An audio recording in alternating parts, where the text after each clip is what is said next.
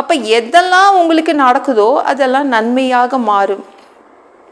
எந்த முடிவு தேவன் எடுத்து வச்சிருக்காருல ஒரு சூப்பரான வாழ்க்கை, அதை நோக்கி உங்களை நகர்த்தி கொண்டு செல்லும், உங்களை கடத்தி கொண்டு செல்லும். ஒரு சூப்பரான முடிவு தேவன் எடுத்து வச்சிருக்காரு பார்த்தீங்களா, அந்த வாழ்க்கைக்குள்ளே உங்களை பிடிச்சி தள்ளிட்டே போயிடும்.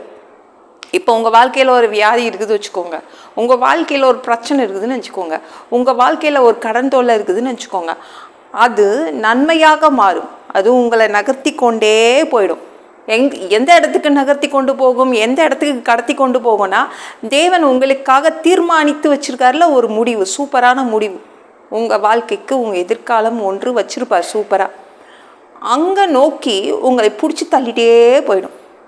நன்மைக்கேங்க. உங்களுக்கு வந்த வியாதி நன்மைக்கு தான், உங்களுக்கு வந்த கடன் பிரச்சனை ஏதோ ஒரு அதில் நன்மை இருக்குது.